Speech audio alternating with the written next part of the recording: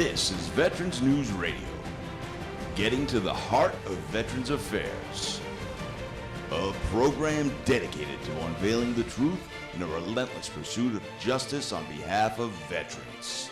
Coming to you live from Rhode Island to the world with your host, High Speed Sal.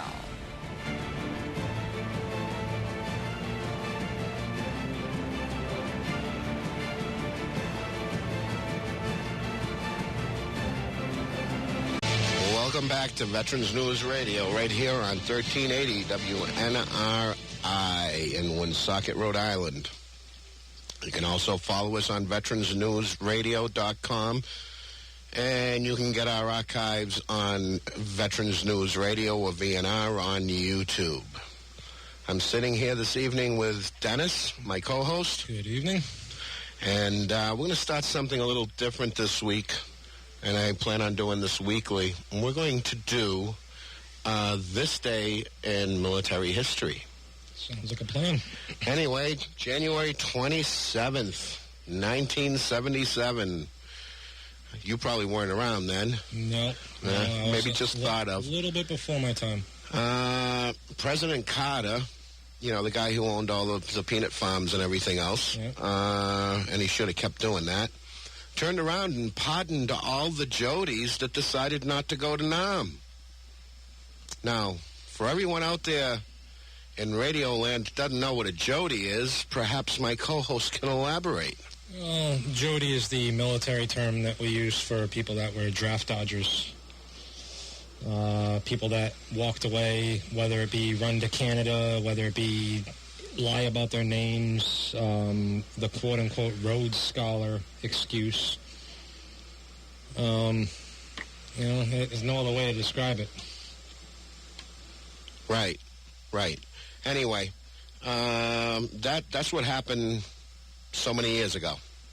Other than that, we still got a couple of things. We talked about something once before, the Chattanooga recruiting station that got shot up. Yeah, a couple weeks ago, a couple shows ago, we had talked about how Congress was debating whether or not to pay the recruiters and the military members of Chattanooga, Tennessee, the shooting that happened last year, whether or not to pay them for Purple Heart and to receive Purple Hearts. And just recently, actually yesterday, the Marine Corps recruiter that was wounded on the job in that shooting in Chattanooga, that was back in July 16th of last year, he just received his Purple Heart yesterday. Wow. So took that long, huh? Well, didn't they do the same thing with Fort Hood as well? It took forever for them to admit that it was a terrorist attack and it wasn't workplace violence. Yeah. Well, I think that was a little bit of a different situation, though, too, because the shooter in the fort was actually a military member himself, whereas the Chattanooga shooting was an outside action. Yeah, I know. So they were splitting hairs on that, but when someone is yelling out a certain particular word, right, or a group of words, yes, they call it what you must. It was terroristic. Anyway, now tying into that, yesterday the legislature in Maine, in Portland, Maine, is trying to pass a new bill that regards to National Guards members, and it's in regards to the Chattanooga shooting. And they're looking to absolve military members and personnel from civil and legal liabilities if they should happen to act in self-defense in similar situations. So hopefully that goes through. How else do we describe it? When a military personnel is in a recruiting station, they are, for all intents and purposes, on duty. So you're telling me they're going to be armed then? It doesn't say anything in here about being armed. Maine does have an open carry law, if I'm not mistaken, but I'm not sure how that particularly relates to the Maine National Guard.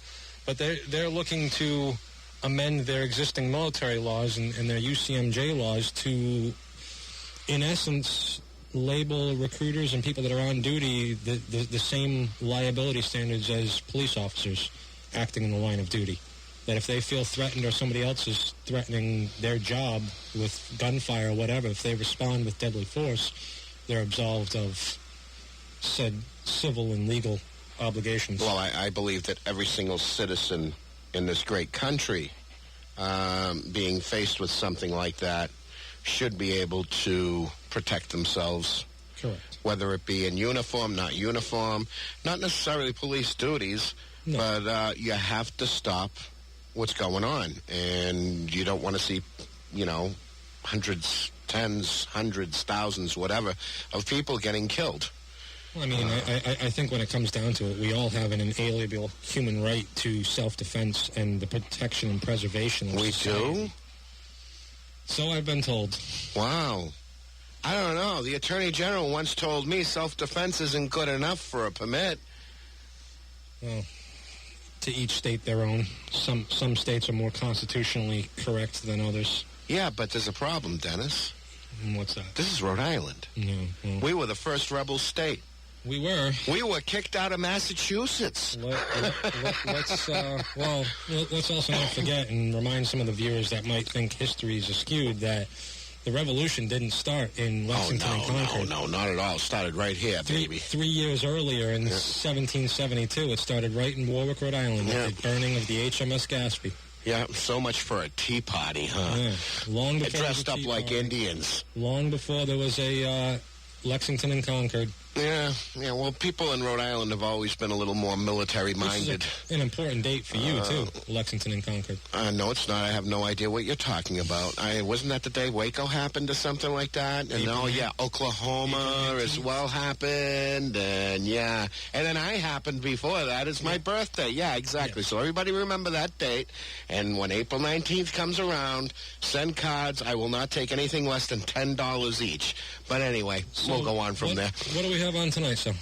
Tonight we've got Michelle Gatz on. She's a VSO from Minnesota.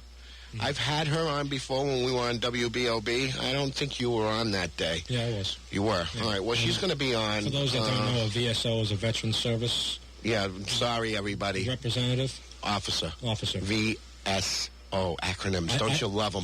I always think it's Veteran Service Organization. Veteran Service Officer. Anyway, that's what she does. What she does. And we're going to be talking about a couple of different things. We're going to be talking about the first ghost walker. Now, do you know what a ghost walker is? And they were in Korea. I'm going to go with negative. Okay, well, I'll tell you what. I'm going to do the same thing, and we'll wait for her, and she can explain it to us. But I'm really looking forward to it. I talked to her earlier. She's very excited about this. We're also going to be talking to her about other issues, such as people filing claims with the VA. I mean, she's supposed to be like one of the top-notch ones. She's done a lot of work with Agent Orange outside of Vietnam because there's a lot of proof coming out with this. We've got Okinawa, we've got Thailand, we've got Taiwan, we got Korea, we've got, we got Bari in Italy where they dumped Agent Orange into the sea. Mm-hmm.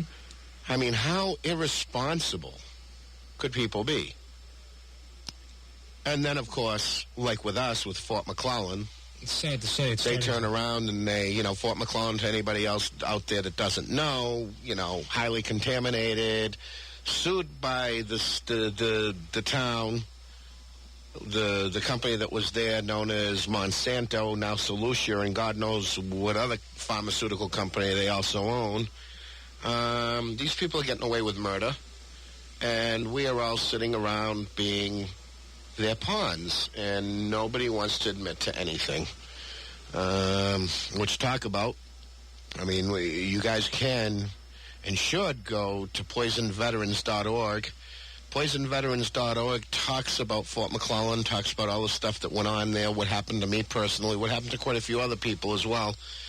Good idea to go there, and while you're there, please, and I'm going to ask this because I want to stay on the air, and Poison Veterans is helping us stay. We need donations. Please go to the donate button, even if it's 50 cents at this point. We need your help, and, I've been actually advocating and fighting quite a bit heading to Washington, which is going to happen again next month. But that would be wonderful. PoisonVeterans.org. PoisonVeterans.org, yeah. And the other website is VeteransNewsRadio.com. Yep. And you can find us on Facebook and as well as Twitter. What's that? Tweet. Tweet? Don't you know about tweeting? Yeah, Michael Jackson. Yeah, Rockin' Robin. Yeah, there you go. Yeah. Okay, anyway, I believe we have our caller on the line. And welcome to Veterans News Radio. You're on the air. Hi, it's me, Michelle from Minnesota. Hey, it's me, Michelle. Yeah, so I thought I'd kind of call in and give you some information for your people that are listening. Well, it's good to have you back, Michelle. Thank you. Oh, thank you. So, anyway, I think last time we talked was, over a year ago? At least. About a year and a half ago. Yep. So, since then, a lot of things have happened, and there's a couple things I'd like to talk about tonight. One of the first things I'd like to mention is I'm working with a veteran right now that around 1962 into 1963, he was on the DMZ in Korea, and he was what was called a ghost walker. And he said, can you, Michelle? Can you? We tried to figure out what the ghost walker was myself. I mean, I can understand someone that walks silently, but could you elaborate on that for everybody out there? Because sure. We're all unaware. Yeah. Well, if you go back to around 1962, the U.S. government and the CIA did a lot of secret missions, and what the ghost walker is. And I'm looking for the name of the fellow units. The other name was called a headhunter, and they were tasked to be on the DMZ in Korea, and then they would go into North Korea. And of course, these were all secret missions. Nothing's written down, and they would go and one episode. He was saying about how they had to go capture this major from the North Korean camp. So their mission, though, was to stop any North Koreans coming into South Korea. So, and like I said, they were, they didn't have names on their uniforms. My personal interpretation of that is, that sounds pretty CIA. It could have been a joint CIA. Mm-hmm. But they've been trying for years to get, like, a buddy statement from anybody else that was a ghost walker. And I'm sure that's posing pretty difficult, as these men didn't exist. Right, exactly. And so his orders, don't show him doing this. Mm-hmm. They have him somewhere else and doing something, and it's not only the ghost walkers that have problems, but I don't know if you remember how long it took for the VA to admit that they had missions into North Vietnam. Cambodia and Laos. Oh, gosh, yeah. And they denied that for years and years and years, and it's only recently that a lot of that information has come out. So, but one of the things is, if anybody knows anybody who also was a ghost walker, if they can, maybe get a hold of you, call your studio or that would whatever. be fine. They can actually get to me through info at poisonveterans.org. That's one way. Send me off an email. But, yeah, that would be wonderful. So what's going on with this guy? Well, he's trying to get service connected. I mean, that's... and, of course, he's having issues. The VA said, like they always say when they don't have anything, that, they can't give him service connection for anything, like PTSD or any of the injuries because there's no medical records, nothing that actually shows he did any of these type of missions. And they've tried and tried and tried. Now, they were with an Australian team early on, and then the Australians didn't really have the stomach for it, and so then they partnered up with the Korean Army and their special unit. And so if anybody, if that's familiar to anybody, that would be awesome if, we could get a hold of somebody else that could verify that information. But it's a difficult task, very, very difficult. Which actually leads me into the next subject I wanted to talk about. Since I've talked to you last, I've been to Washington, D.C. a couple times, to talk to the VA. And as a veteran service officer, I often wondered, how to get things changed in dates for service connection, or how does the VA actually prove that there were chemicals or defoliants used in these different locations? And I actually started on this adventure like 10 years ago when I was working with a veteran from the same time period, 1962, who was part of the team that transported the first defoliant into Thailand. And from there, I've been working on trying to get service connection for Thailand veterans and Okinawa and the different places outside of Vietnam. And so I, quite naive, really believing in the VA system. I'm like, what was I thinking?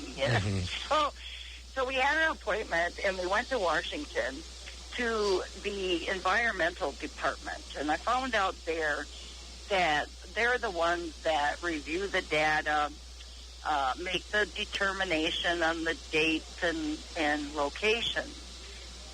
I was really, really surprised at the almost lack of interest in, what we had to say. We brought documents on Thailand to show that Agent Blue was used around the perimeters. And I told, and so we brought, I brought one of the reports. It wasn't the full report, it was just one of the minutes from a meeting. And I said, look, here, it says right here that Agent Blue was sprayed on 4 bases around the perimeters, and they were testing these different chemicals. And I showed how, this one chemical testing on the reservation there in Thailand, I said, was not the only one. There was a lot more, a lot of other secret missions under different headings. And she said, well, get me that paperwork, and we'll consider it. I said, I can't. It's classified. And she said, well, we don't have any money to do it. Well, that's how they save themselves. Yeah. That was the end of the story. And I just looked at her, and I honestly was really floored because, I was so naive to think that, the VA really tried to help veterans. And then, of course, we came back, and I was given, I was so furious at the whole process. So what made me probably the maddest was the fact that the word of the veteran. Now, even though that veteran, I can find testimony from veterans on the East Coast that match the West Coast and even in Minnesota, but we're all liars. And I think, that's what really gets me. So, anyway, I had a chance to get a copy of a contract. And this is supposed to be the end-all for determination of herbicides outside of Vietnam. And this contract was awarded to a Dr. Alvin Young, $600,000. And from what I have read in the contract, it's my understanding it was to actually document all the archives, paperwork that deals with Agent Orange. But instead, then I wrote maybe I should explain who Alvin Young is. Alvin Young, and I'll let you make up your mind. That's Alvin okay. Young was, he was a captain, I believe, in the Army, and he actually did some of the testing of Agent Orange down in Florida.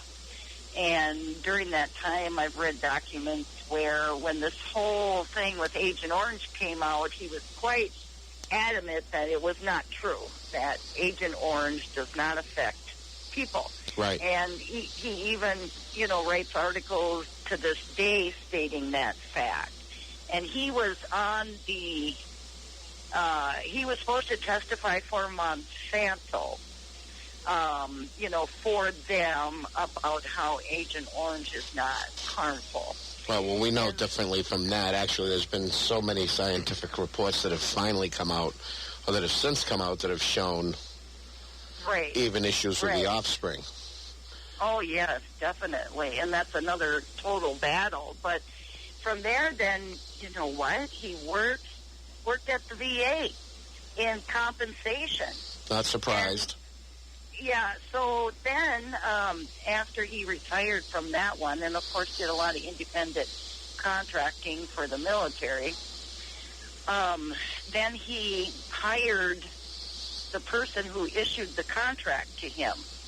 And they've been personal friends now for this whole time period. And also he, of course, is now on the soybean board, I believe. And the information that I received from the FOIA was like 20 of these monographs about totally, now I guess I should backtrack. Now these monographs are going to be given to all the regional officers, okay? This is why this is so important. And every single one of them would deny benefits for veterans. I am talking every place there is. One of them says 2,4-T is safe, and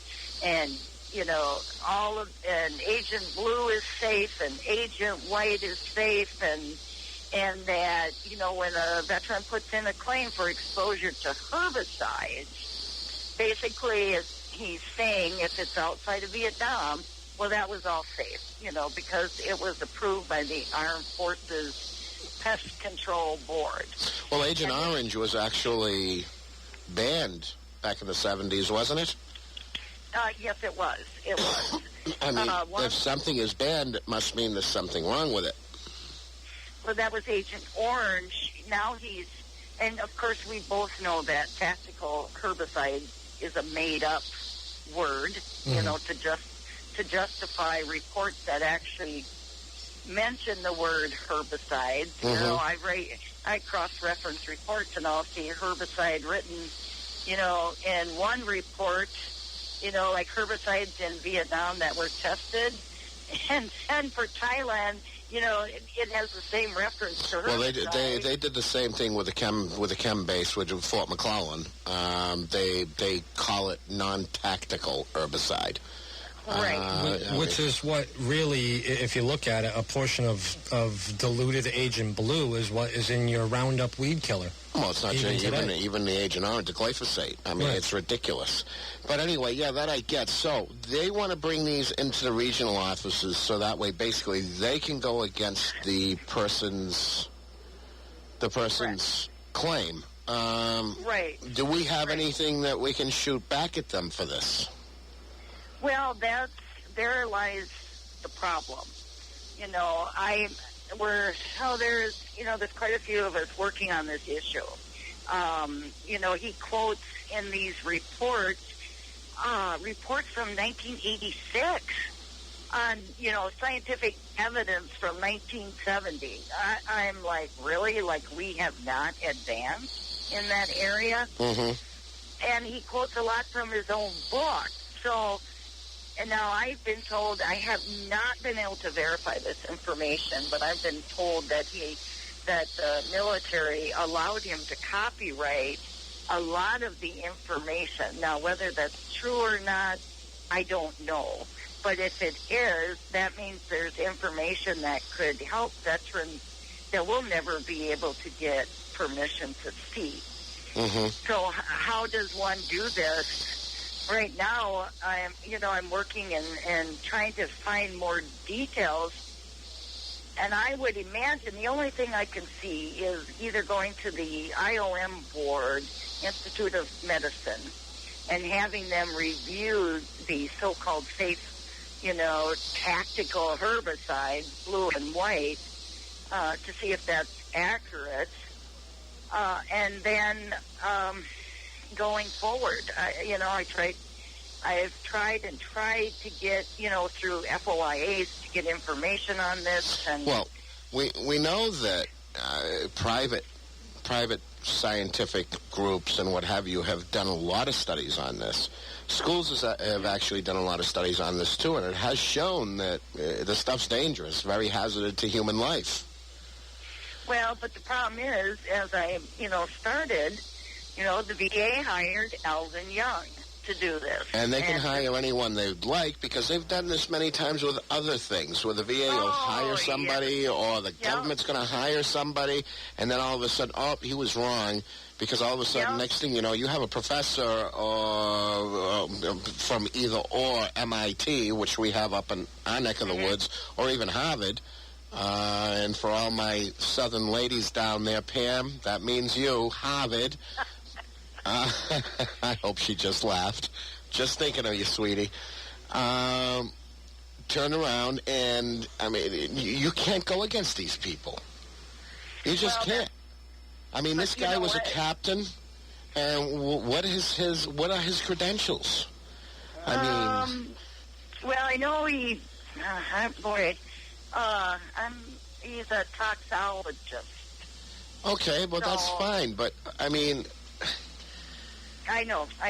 But for me, I feel like, isn't this kind of a conflict of interest here for the VA? How can we possibly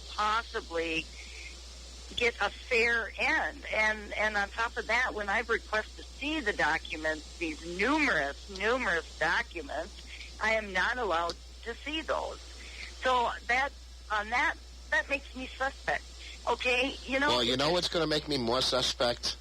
What makes me even worse, and this has nothing to do with the Agent Orange or the herbicide or anything like that. Why do VSOs use .gov through the VA for their emails? Oh. .gov. Yes. No. Like on mine. I don't know about yours, government. No, I think what Sal's trying to say, and I'll use the DAV as an example, their email addresses are whoever their name is at dav.va.gov. So why does it get rerouted through the VA system to go back to the VSO?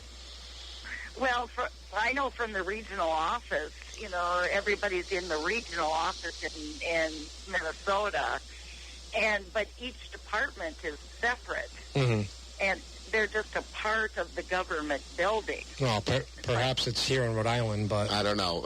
All I'm just saying is I would not trust the VA with even sending anything to my VSO. I tell my VSO, we're going to get something to you. I want your private email address. Anyway, Michelle, we're going to go on break real quick, and if you hang on, we'll be right back. All righty. All right, this is WNRI, and this is Veterans News Radio. We'll be right back. I'm Bill. I'm a Vietnam veteran, and I was homeless. I'm Anna, an Army veteran and recently homeless. My name is William. I'm a U.S. Army vet, and I was homeless. These veterans, including myself, have homes thanks to local landlords and property owners. Please help us find homes for hundreds of others who have answered the call of duty. If you are a landlord or property owner and have rental vacancies, visit ahomeforeveryvet.net to find out how you can help. Let me ask you a question. When you think of the American Legion, what comes to mind? Is it our volunteer programs that let wounded veterans know they're not forgotten? I'm here to make sure our heroes know their sacrifice is not forgotten. I am the American Legion. For nearly 100 years, the American Legion has been our nation's leading advocate for veterans and their families. I am the American Legion. This is today's American Legion. To learn more, visit legion.org.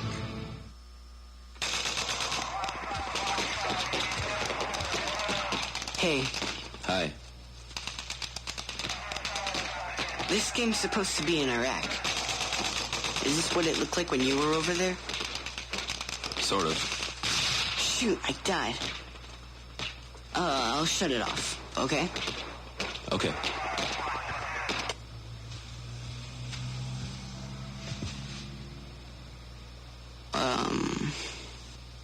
Grandpa called earlier. Mm-hmm.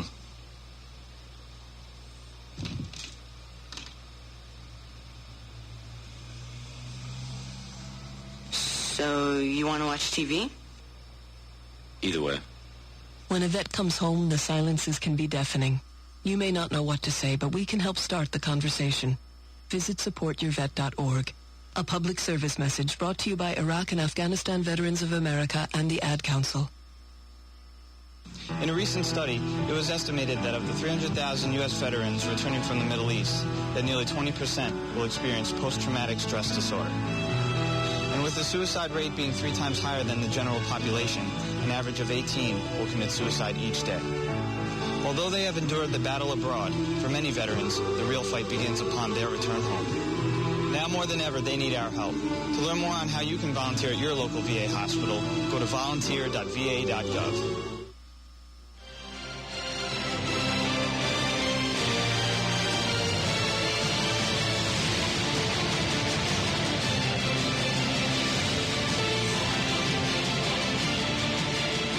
And we're back from break. Had to pay those bills. Anyway, we've got Michelle Gatz on the line. Hi, I'm Michelle. still here. So. Welcome back. Michelle, I've been getting a lot of, quite a few messages actually coming up. People want to know how they can possibly turn around and file their claims because of obviously all the, everything we've been through. And, this is also at home. Okay. They use this stuff at home.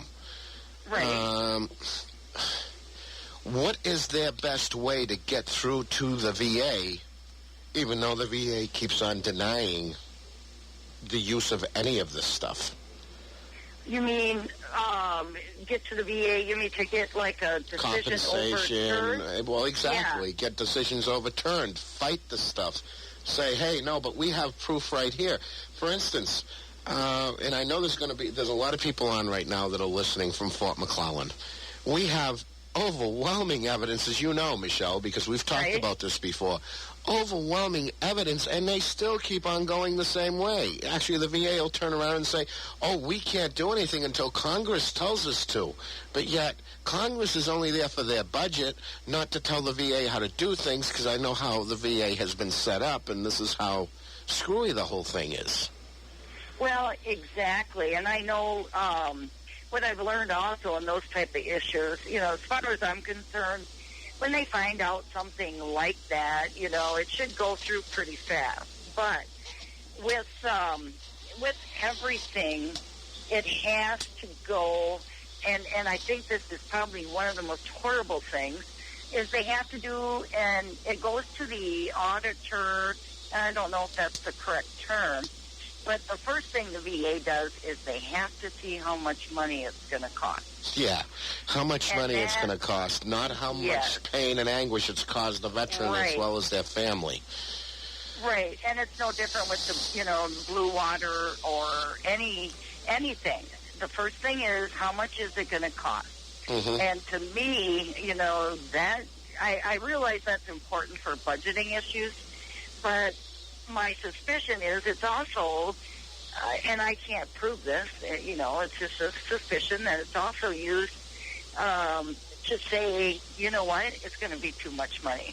We can't possibly authorize this. I mean, look at Camp Lejeune.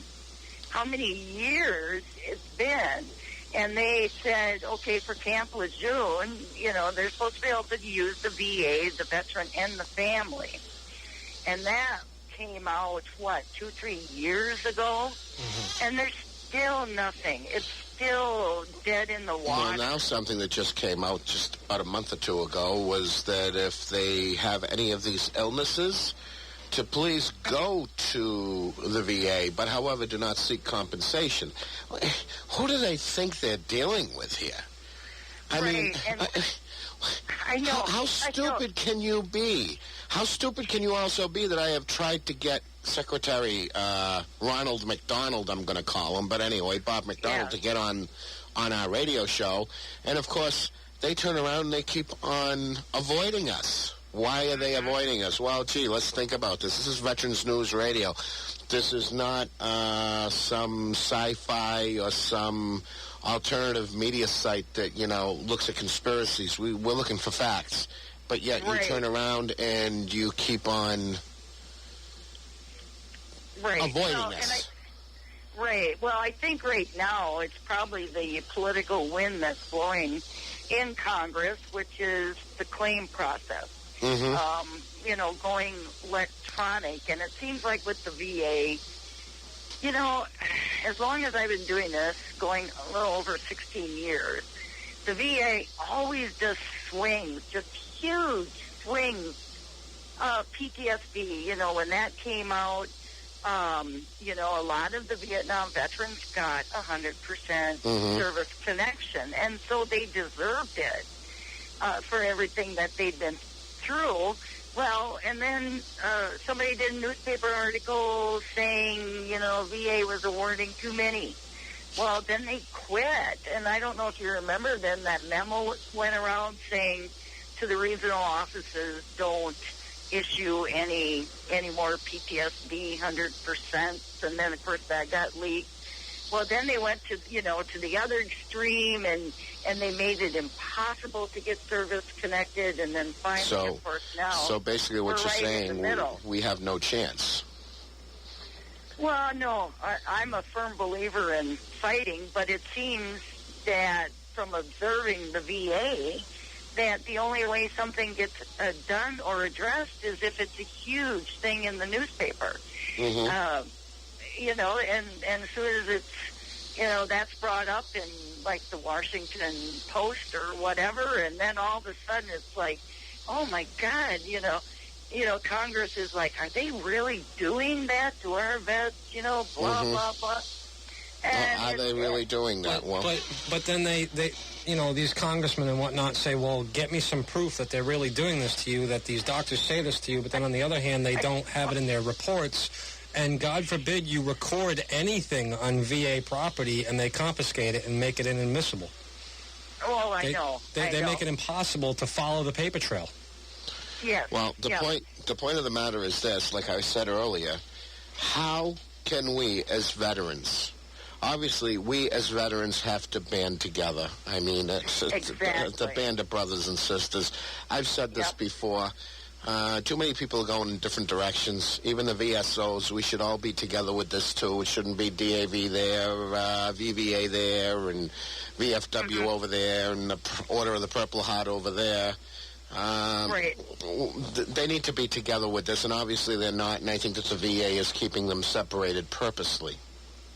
Well, and that's a whole different. I know, and I don't want to get into this. We'll talk about this at another time. Like I said, right. But one thing what I would recommend, and I know this, is anything to get service connected. To make the list. Like with Agent Orange, you had diabetes, and of course now they're seriously looking finally at hypertension. Every Vietnam vet I've dealt with had hypertension. One of the things that they look at, and this is a deciding factor, is this happening at a higher rate than the civilian population? And what I want people to file these claims, just because they go on va.gov and it says, okay, for Korea, DMZ, it's only 68 through 71. Yeah. You know what? They still need to file. I mean, veterans need to file their claims so they can at least have a record to show, you know what, these Koreans, veterans that were on the DMZ, 90%, or, it's higher percentage are showing this, than right? Civilians. Right, statistically shown.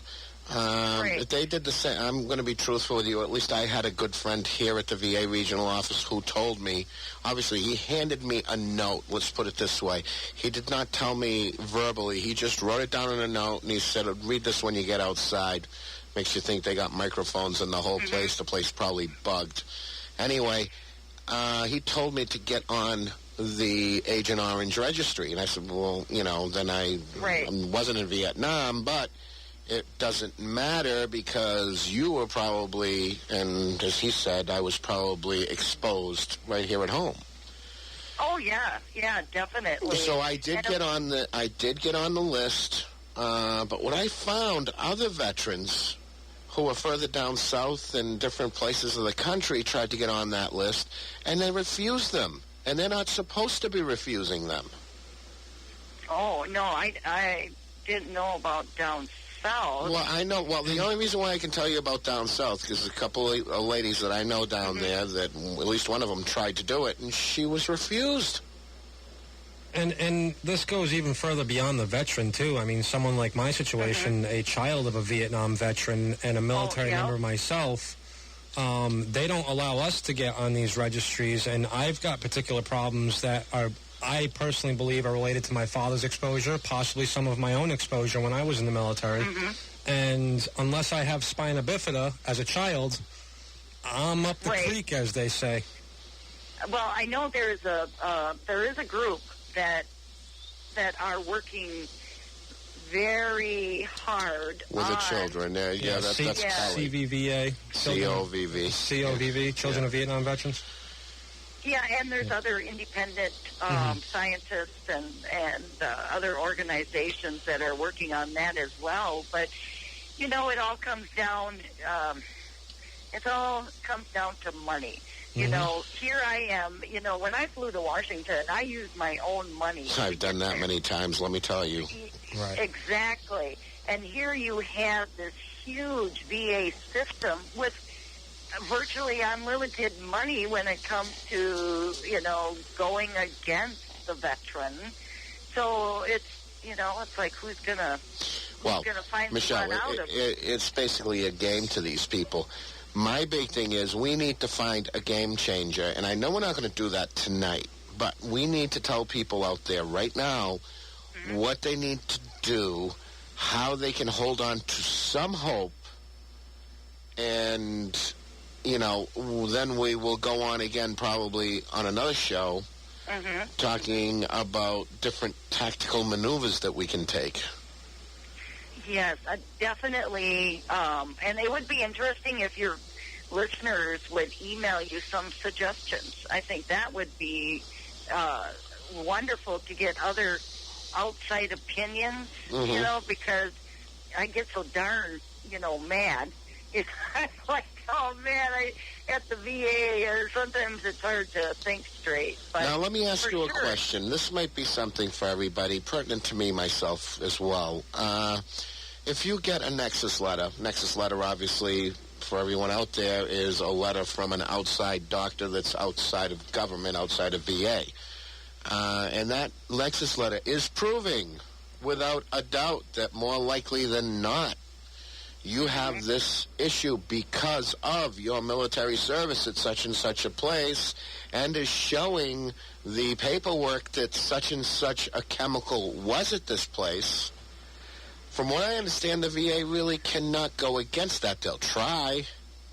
Well, okay, that's a tricky one, and I'm glad you brought that up because that is important, very important, because the thing with the Nexus letter is the VA doctor that gives you that exam, okay? Now, if their opinion is a negative one, okay, what they don't tell you about these doctors is a lot of the doctors that do these exams at the VA are just regular, GP. Right. And you get, but they'll VA will rate in their favor. But if you have a letter from a a doctor that has tremendous amount of accreditation, like environmental medicine. Mm-hmm. I mean, obviously that's going to trump a GP, so you really, really, really need to dig and find out that what the doctor that did that exam, and you can request that, your records from your CMP, and if you see it's just a regular MD, and then you've got an environmental medicine doctor, then you need to appeal and say, no, no, no. But the problem is when people get those letters that say as likely as not, it has to be from a higher source. Right. Higher source as well as board certified, which, by the way, a lot of doctors with the VA are not even board certified. But going back to what you were just saying, I've run into the other side of that. When I was first trying to get my foot in the door with the VA, I had gotten a letter from my outside primary care and an outside orthopedic surgeon who was a lieutenant commander in the United States Navy, a doctor in Okinawa, and the VA pretty much looked at it and said, well, who's he? We don't know him. We don't take what he says as credible. And it's like, well, he was good enough to be a lieutenant commander at the Okinawa Naval Hospital. Right, and I know that a lot's changed in that area. That hasn't been recently, has it? No. Yeah, and so they are, they're doing a better, and I'm only telling you from my perspective, from Minnesota. And I don't know what other regional offices are doing because they're supposed to be standardizing all of the regional offices. And that's just a program that's just starting because right now all the regional offices rate different. So you could have your claim filed in California and you could get a total different rating than if it was in Minnesota or Colorado. I've also brought this up to some of my VSOs around here that when you go for a CMP appointment, you have a doctor, whether it be a GP or a specialized doctor for your comp and pen appointment, and they make their recommendations, whether it be good, positive or negative. Then it gets pushed off to, and I hate to use this term in a negative derogatory, but it gets pushed off to a pencil pusher at a desk at a regional office, and then they take the doctor's recommendation and they make their own decision too. Who's the pencil pusher in a medical facility to be overruled by a pencil pusher is my question. Oh, I see what you're saying. Well, what I can tell you, and I know exactly what you're saying. NODs are like black eyes to the regional offices. Now, each rater that you're referring to, the pencil pusher, right. They I didn't know what the technical term was. But anyway, they get pulled. So many of their cases get pulled and checked over for accuracy. Now, again, this is Minnesota, and then if they get some marks against them, so many marks, and then they don't have a job anymore. And so the raters that I've seen, try to be as good as they possibly can. But you know what? I tell you what, though, that all goes to management. And I know we in Minnesota, they really have worked hard. I'm really happy that as VSOs, we work quite closely, with the regional office. And I know that's not the way it is in other locations. So does this mean we all need to move to Minnesota then? And I'd like to double back because I don't want to sound like I'm... No, move to our area because we need more people. Up our population. I just want to double back for a second. I want to say that I'm not trying to dump on these rating decision makers because, I mean, on another note, I've had a very pleasant young lady call me at 5:30 at night and say, I'm still working on your case. I'm approving it right now. And it's like, what government employee works past 1600? She's still there at 17:30 at night working on my case. So, there are some good ones out there, but... Well, and I think a lot of this, hopefully will go away. Right. Now that all regional offices will be following basically the same sheet of music. But notice of disagreements, NODs, oh, man, if people aren't happy, nothing drives me more crazy than when a vet says, oh, let's just forget it, Michelle, if it gets denied. Well, that's unfortunately what I did for almost 8 years. My big thing, well, yeah, I remember that, and we all had to grab you by the head and say, you got to do this, period, and I remember doing that. But my big thing is this, you can do an NOD, you can try to go do an appeal and everything else. It's going to take forever. Well, yes, and of course... And a lot of times you're better off just getting new evidence and submitting it with the old evidence and start all over again, unless somebody really thinks they can get one heck of a retroactive check, which you never will anymore, by the way, as far as I'm concerned. They'll always try to mess with you. Oh, I guess what we do here is we do ask for a de novo review. And, before we actually go to the, Form 9, the appeals. And like you said, what I do is I look at why it was disagreed, send the veteran to a qualified doctor that basically disputes why they denied it. And so we have been quite successful. Now, it was only a little over a year ago, I had one veteran that got over $500,000 in back disability. So, they're doing good with that. But once you, let your claim die and you start all over, so does the time period. That's why I keep telling people, do your NODs. And, it's like I tell my veterans, you know what? It's money in the bank. We build this case. We, get the evidence that they say we need. And you get service connected, so you're not losing it. It's just like if you were putting money in a savings account. So, but But the important thing is not. The important thing is not dropping the claim, because then it sets you back to day zero again. Right. Once you've reached. Now, let me ask you this. You might have a veteran, for instance, that is a 60% or 70%. I forget how it is. And they're also receiving SSI or something like that. And they're trying to get to 100%. And they keep on getting denied. And rather than doing NOD, I mean, if they did an IU, would that be an individual unemployability? Would that be easier and faster? Than trying to get 100%? Yeah. You mean? Well, it's based... based on how long you've been on... You know what? I'll be honest with you. That's a complicated answer. It's based on what the disability is. There are some disabilities, like for the back, can only get so much. And, of course, you have to have so much... Well, let's say, okay, I got a vet who's at 70%, right? Well, there is none of his disabilities that can go higher. I mean, he's at where he's going to be at.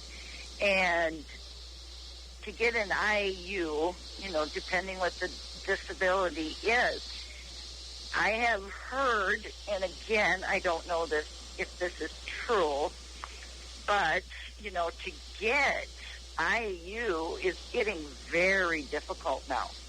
I mean, I had... My understanding was if you were on SSDI for so many years, then they really do take a look at it. But anyway... Not anymore. Not anymore, huh? Well, I'll have to look into this. We'll have to look into it a little more.